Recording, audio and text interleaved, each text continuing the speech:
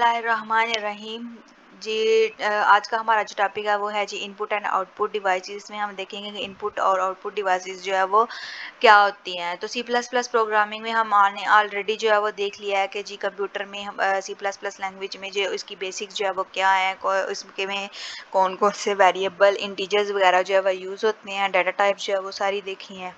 आज हम देखेंगे कि जी जो डाटा ये तो देख लिया हमने कि जी इस तरह के डाटा टाइप जो है वो कंप्यूटर को हम देते हैं। तो अब देखते हैं कि वो कौन सी डिवाइसेस है जिनको यूज़ करके हम जो डाटा जो है वो कंप्यूटर को देते हैं। तो बेसिकली जो डिवाइसेस हम यूज़ करते हैं डाटा एंटर के लिए वो हमारे पास इनपुट डिवाइस होती हैं, और जिनके डिवाइसेस को यूज़ करते हुए जो कंप्यूटर है हमें आउटपुट देता है वो हमारे पास आउटपुट डिवाइसेस होती हैं। तो आज के लेक्चर में जो हमारा डिस्कशन टॉपिक होगा वो देख लेते हैं।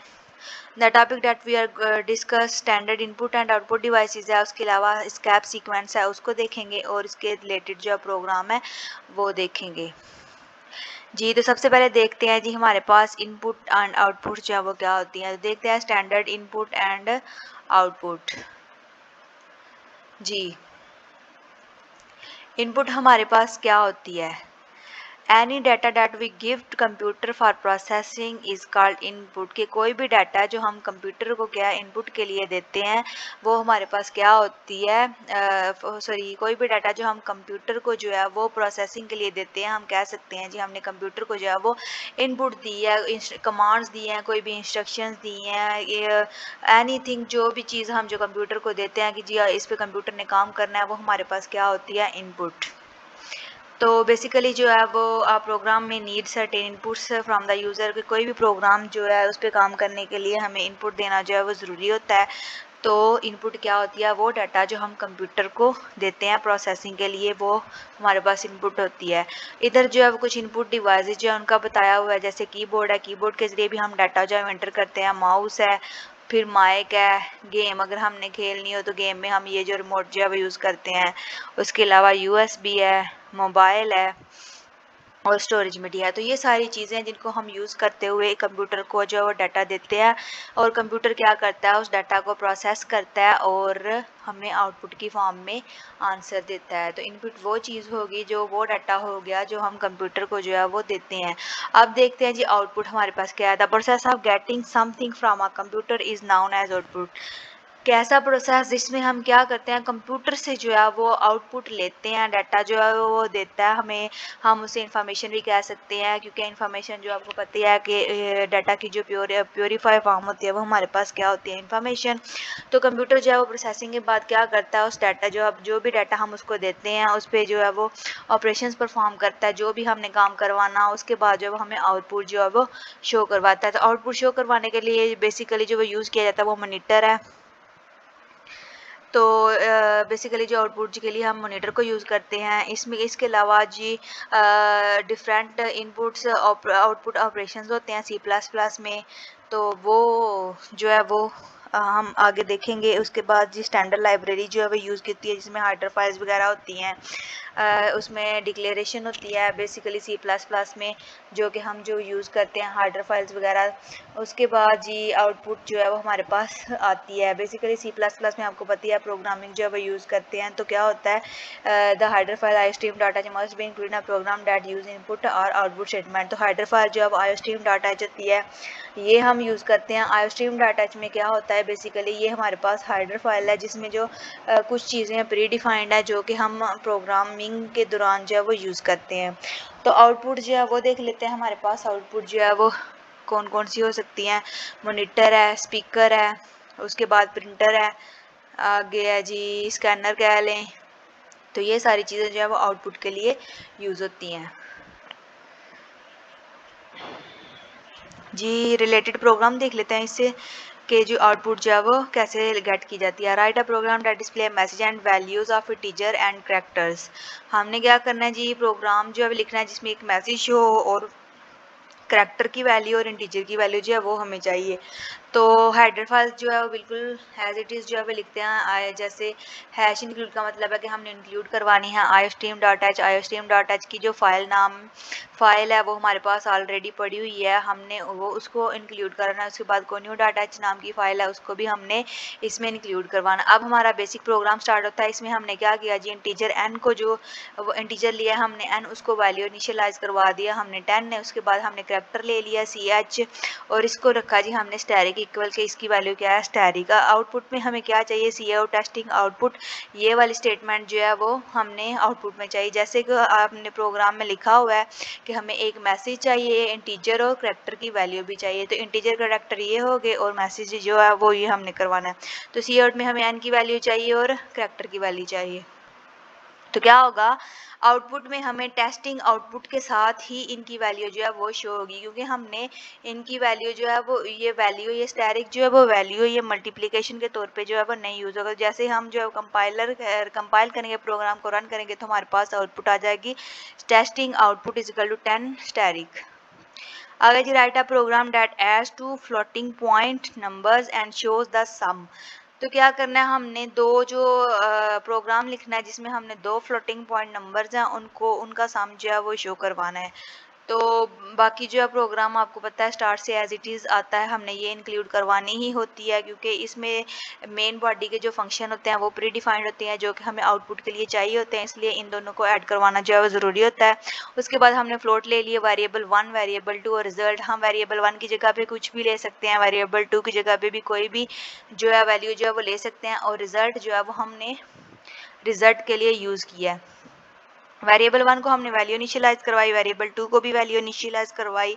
उसके बाद रिजल्ट हमारा किसके इक्वल है जी, वेरिएबल 1 और वेरिएबल 2 के इक्वल है। तो क्या होगा, result is equal two variable 1 को प्लस करवाना है वेरिएबल 2 में, और सी आउट में हमें चाहिए वेरिएबल 1 भी और वेरिएबल 2 की वैल्यू जो है वो प्लस होगी। उसके बाद हमारे पास जो है वो रिजल्ट आएगा। तो आउटपुट में क्या हुआ, इन जो कंपाइलर है ये सारा कंपाइलर का काम है, हमें जस्ट जो है वो आउटपुट जो है वो शो होगी। तो क्या होगा, कंपाइलर जो है वो इन दोनों को प्लस करेगा और हमें जो है वो इसकी आउटपुट जो है वो दे देगा। Next is write a program to calculate and print the area of square with given height, width and हाँ जी गिवन हाइट और विड्थ। अब हमने क्या करना है जी, आउटपुट में हमें एरिया चाहिए जो कि हमने आउटपुट में शो करवाना है। तो बाकी हाइडर फाइल जो है ये वाली बिल्कुल वैसी की वैसी है, एज इट इज़ आई जैसे हम पहले प्रोग्राम में लिखते हैं। इंटीजर हमने ले लिए हैं, हाइट विड्थ है और एरिया है। हाइट को हम इनिशियलाइज करवाई वैल्यू 5, विड्थ को हमने इनिशियलाइज कराई वैल्यू 4। एरिया हमारे पास किसके इक्वल होता है, हाइट मल्टीप्लाई बाय विड्थ के इक्वल होता है। उसके बाद जी हमें आउटपुट में क्या चाहिए, एरिया ऑफ अ स्क्वायर। तो कंपाइलर क्या करेगा, हम एरिया जो है वो इस पे जो फार्मूला वो अप्लाई करेगा, area is equal to height हमारे पास क्या 5, तो क्या होगा 5 multiply by 4 is equal to हमारे पास है 5 और द क्या होता है 20। तो क्या होगा, एरिया हमारे पास क्या आ जाएगा 20 और आउटपुट में हमें जो है वो शो हो जाएगा। आ गया जी एस्केप सीक्वेंस। एस्केप सीक्वेंस जो है वो क्या होती हैं, escape sequence are special character used in a control string to modify the format of output के आउटपुट को जो आउटपुट है उसको मॉडिफाई करने के लिए जो भी हम जिस स्ट्रिंग यूज़ करते हैं, कोई भी स्पेशल कैरेक्टर यूज़ करते हैं, वो हमारे पास होती है जी एस्केप सीक्वेंस, जो कि हम किस लिए यूज़ करते हैं, आउटपुट को मॉडिफाई करने के लिए, उसे बेहतर तरतीब देने के लिए यूज़ करते हैं। These characters are not displayed in the output, ये कैरेक्टर जो है वो आउटपुट में शो नहीं होते। ये दीज कैरेक्टर्स आर यूज्ड, इनको हम बैक स्लैश जो है वो उसके साथ जो यूज़ करते हैं, इसको हम स्कैप कैरेक्टर जो है वो भी कहते हैं। तो डिफरेंट स्कैप सीक्वेंस है, सी लैंग्वेज में कह लें, C++ में कह लें, जो कि यूज़ होती हैं। इधर आप देख सकते हैं कुछ स्कैप सीक्वेंस जो है वो उन्होंने बताई हुई है। स्कैप सीक्वेंस है स्लैश ए है, उसको हम अलार्म कहते हैं, अलार्म के लिए यूज़ होती है। उसके बाद बी है, बैक स्पेस के लिए यूज़ होती है। स्लैश एफ फॉर्म फीड के लिए यूज़ होती है। एन न्यू लाइन के लिए यूज़ होती है। आर जो है वो कैरेज रिटर्न के लिए यूज़ होती है। टी है टैब के लिए यूज़ होती हैं। सिंगल कोटेशन है और उसके अलावा डबल कोटेशन। आगे हम इसका जो है वो काम देख लेते हैं। स्कैप सीक्वेंस क्या होती है, हम जब जो भी स्कैप सीक्वेंस वो करैक्टर्स होते हैं जो हम आउटपुट को मॉडिफाई करने के लिए यूज़ करते हैं जी। तो स्कैप सीक्वेंस जो है वो देख लें, कांस्टेंट में टी है जो यूज़ करते हैं। Insert a tab in the text at the point कि टी हम किसके लिए यूज़ करें, ये स्कैप सीक्वेंस जो है वो हम किस लिए यूज़ करते हैं, जब हमने आउटपुट में टैब चाहिए होती है। टैब हमारे पास क्या होती है, टैब जो आउटपुट में देने का मतलब ये है कि हमने जो है वो आउटपुट में स्पेस जो है वो जब देनी हो तो हम क्या करते हैं जी, हम टैब स्टेटमेंट जो भी यूज़ करती हैं। फॉर एग्जांपल हमने सी आउट करवाना है हेलो वर्ल्ड,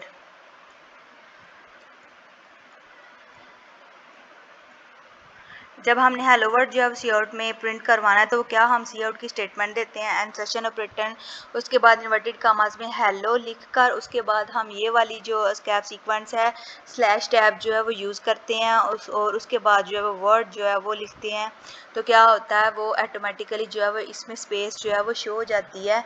आउटपुट में जो है वो हमें इधर नज़र नहीं आती लेकिन आउटपुट में जो है वो स्पेस जो है वो हो जाती है हेलो, और वर्ड के मिड में जो है वो स्पेस जो है वो शो हो जाती है। आ गया जी स्लैश बी।